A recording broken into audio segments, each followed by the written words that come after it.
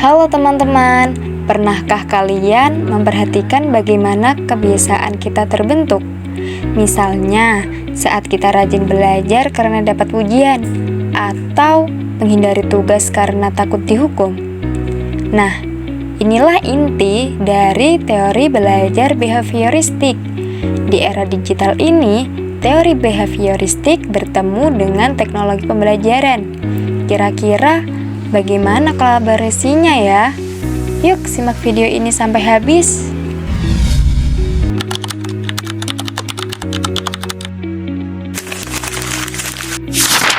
Teori belajar behavioristik menekankan bahwa perilaku manusia dipengaruhi oleh rangsangan dari lingkungan dengan fokus pada interaksi antara stimulus, respon, dan penguatan.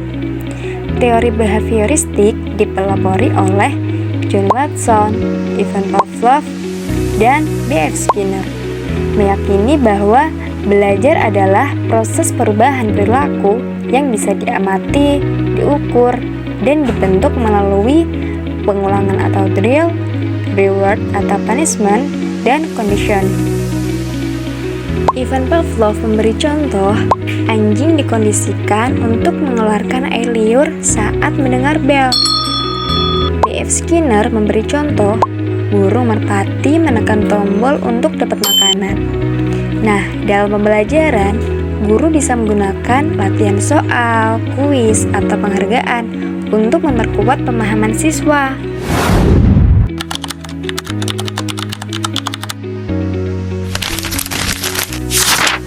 Bagaimana sih teori ini diaplikasikan pada pembelajaran? Nah, yang pertama, penggunaan stimulus dan respon. Guru menyediakan stimulus berupa materi, tugas, atau latihan yang harus direspon oleh siswa. Respon yang benar akan mendapat penguatan sehingga perilaku tersebut semakin diperkuat dan menjadi kebiasaan. Yang kedua ada latihan berulang dan pengulangan.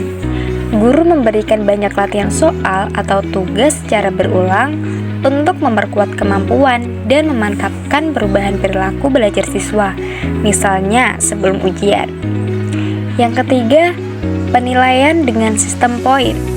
Penerapan sistem poin untuk mengatur perilaku siswa di kelas, misalnya mengurangi poin jika siswa melanggar aturan, sehingga siswa terdorong untuk menjaga perilaku yang baik.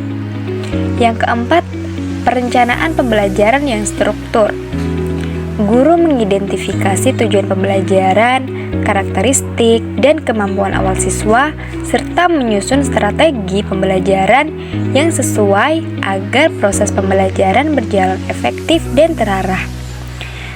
Selanjutnya, pemberian tugas dan problem-based learning. Guru memberikan tugas atau masalah yang harus diselesaikan siswa secara sistematis yang melatih siswa berpikir dan bertindak sesuai dengan stimulus yang diberikan. Dan yang terakhir, penguatan positif dan negatif. Guru memberikan reward atau penguatan positif ketika siswa berhasil melakukan tugas dengan baik dan memberikan konsekuensi atau penguatan negatif jika siswa melakukan kesalahan.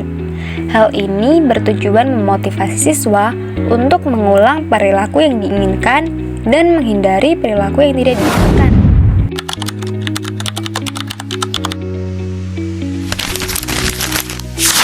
Di era digital ini, teknologi menjadi partner ideal untuk teori behavioristik. Contohnya, siswa belajar bahasa dengan menggunakan aplikasi pembelajaran bahasa seperti platform Duolingo, menggunakan trik sistem atau hadiah konsistensi untuk memacu kebiasaan belajar bahasa. Selanjutnya, penggunaan video tutorial interaktif, di mana video tersebut menjelaskan konsep-konsep tertentu yang diikuti dengan tugas yang harus dikerjakan oleh siswa. Jika siswa menjawab dengan benar, mereka mendapatkan pujian atau poin sebagai bentuk penguatan. Dan yang terakhir, sistem pembelajaran online dengan menggunakan modul pembelajaran adaptif dan forum diskusi yang memungkinkan siswa dapat berinteraksi dengan teman sekelas dan guru, mendapatkan umpan balik atas pertanyaan dan kontribusi mereka. Nah, teknologi mempermudah ini semua. Contoh, aplikasi kuis seperti Quizizz atau Kahoot memberikan reward virtual, yaitu score atau leaderboard yang memotivasi siswa.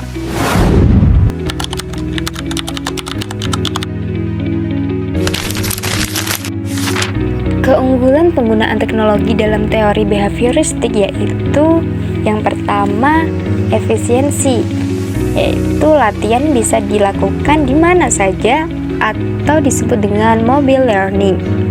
Yang kedua ada engagement, yaitu gamifikasi atau game-like elements membuat belajar lebih menyenangkan.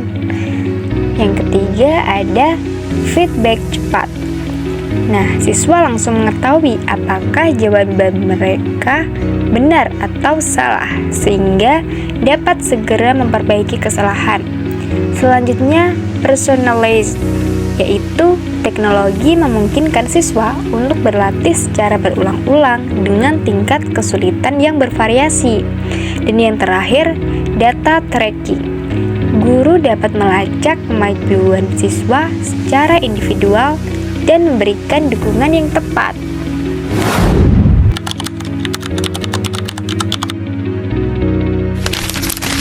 Tapi, teknologi juga punya batasan. Yang pertama, teori behavioristik terlalu berfokus pada perilaku yang terlihat sehingga kurang memperhatikan proses kognitif yang mendasari pembelajaran. Yang kedua, kurangnya penekanan pada kreativitas. Fokus pada pengulangan dan latihan dapat membatasi perkembangan berpikir kreatif. Dan yang terakhir, ketergantungan pada hadiah eksternal. Motivasi siswa dapat berkurang jika tidak ada hadiah yang diberikan. Teori behavioristik dan teknologi adalah duo yang powerful untuk membentuk kebiasaan belajar. Tapi ingat, teknologi hanyalah alat. Tujuan akhir tetaplah pembelajaran bermakna. Sekian video hari ini, sampai jumpa di video berikutnya. Salam semangat belajar.